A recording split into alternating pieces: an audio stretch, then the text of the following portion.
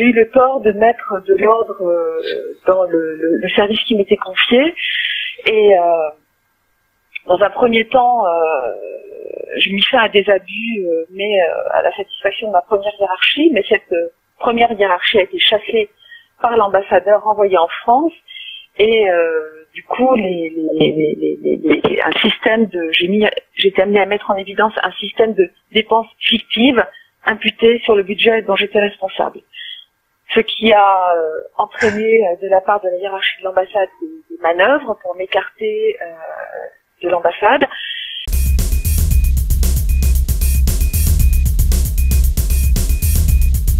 Au cours d'une même semaine, d'octobre 2009, plusieurs personnes qui ne se connaissaient pas m'ont rapporté la même scène qui impliquait Laurent Souquier, à savoir qu'à l'ambassade s'était tenue une réunion de service à l'occasion de laquelle, eh bien, on avait envisagé les moyens de m'éloigner de l'ambassade. Il fallait absolument se débarrasser de moi. Et donc, Laurent Souquier, selon ses témoins, Laurent Souquier aurait dit mais puisque Madame Nicolas aime tant ce pays, on va l'en dégoûter, pourquoi pas un projet de viol commandité.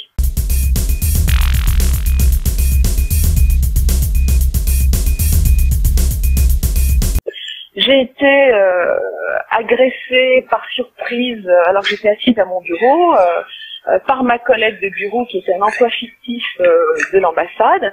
Elle m'a étranglée.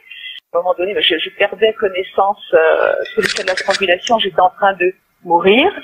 Et par chance, un agent d'entretien a entendu un bruit anormal venant du bureau, est entré, a réussi à arracher mon agresseur à mon cou et donc m'a permis de survivre. Laurent Souquier et l'ambassadeur Hervé Besancenot ont traité et ont écrit que c'était moi l'agresseur, mise dans un avion en l'espace de quelques heures. J'ai tout abandonné sur place, ma maison, dont je venais régler un an de loyer, mes biens, ma voiture, enfin tout ça, j'étais tellement blessée que je n'ai même pas été en état de faire une valise.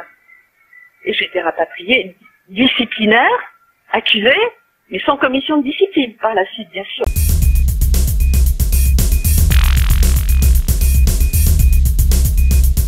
J'ai été avisée par les services hospitaliers béninois qu'un étudiant béninois, boursier du gouvernement français et en vacances au Bénin, avait eu un grave accident de voiture en taxi collectif. Par chance, cet étudiant béninois avait des droits et j'ai fait en sorte qu'il soit transféré d'Abomey à Cotonou.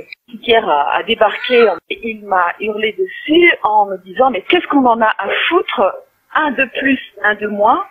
Dans mon poste précédent, moi j'ai vu 300 à 400 cadavres dans la rue. Et moi je ne savais pas à quel poste il faisait référence à l'époque, mais son poste précédent, effectivement, c'était la Côte d'Ivoire.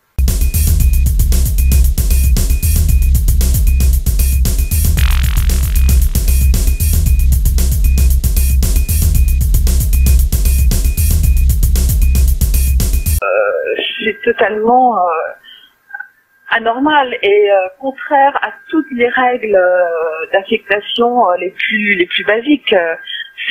Pour moi, c'est du jamais vu. C'est du jamais vu. En plus, Monsieur Souquier est marié à une Ivoirienne, il n'aurait jamais dû être en poste en Côte d'Ivoire selon ces règles applicables à tout agent.